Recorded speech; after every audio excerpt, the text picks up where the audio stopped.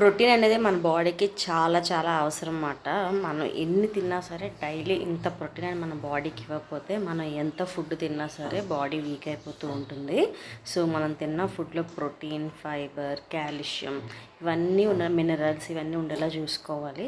అన్నిటికి మించి ప్రోటీన్ అన్నమాట. ప్రోటీన్ బాగా హెల్తీగా తీసుకుంటే మనం ఎనర్జెటిక్గా రోజంతా హెల్తీగా ఉండగలం. సో మనం చాలా రకాల బ్రేక్ఫాస్ట్స్ అయితే తింటూ ఉంటాం. ఇడ్లీ, దోశ ఇవన్నీ తింటుంటాం. ఇవన్నీ ఏంటంటే రైస్ మిక్స్చర్స్ చేసుకుంటాం. బట్ అన్నిటికన్నా రిచ్ ప్రోటీన్ ఉన్న ఒక బ్రేక్ఫాస్ట్ చెప్పాలంటే పెసరట్టు. పెసరలో చాలా హై ప్రోటీను, కాల్షియము, ఫైబర్ ఇవన్నీ చాలా చాలా ఉంటాయన్నమాట. చాలా మంచిది, హెల్దీ బ్రేక్ఫాస్ట్ అన్నమాట. మార్నింగ్ టైం నిజంగా చెప్తున్నాను, ఇది కానీ ఒక 2 పెసరట్లు కానీ తిన్నారంటే చాలు, మంచి ప్రోటీన్, మంచి ఎనర్జెటిక్గా ఉంటారన్నమాట. నెక్స్ట్ వచ్చేసి మనం ప్రోటీన్ కోసం ఎగ్స్ తింటాము, తర్వాత చికెన్ తింటాము, మటన్ తింటాము, దాల్ తింటాము, ఇవన్నీ తింటాము.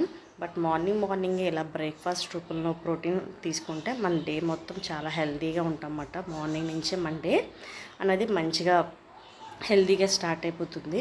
అండ్ ఈ పెసరట్ల కోసం మనం మినిమం ఒక 6 అవర్స్ అయితే పెసలు అయితే నానబెట్టుకోవాలి. హైబ్రిడ్ అయితే 6 అవర్స్లో నానిపోతాయి. అదే మనకి నాటు దొరుకుతాయి కదా, అవి అయితే మటుకు కనీసం ఒక 12 గంటలు నానితే కానీ అవి నానమాట. సో చూసుకొని జాగ్రత్తగా నానబెట్టుకోండి.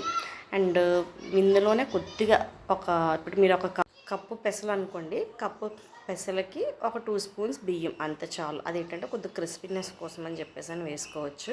పెసరట్టు వచ్చేసి మనం ఇదేంటంటే కొద్దిగా బలమైన ఆహారం. తర్వాత పప్పు అనేది అంత బేగా ఉడకదు. సో మనం పల్చగా వేసుకుంటే చాలా బాగుంటాయి.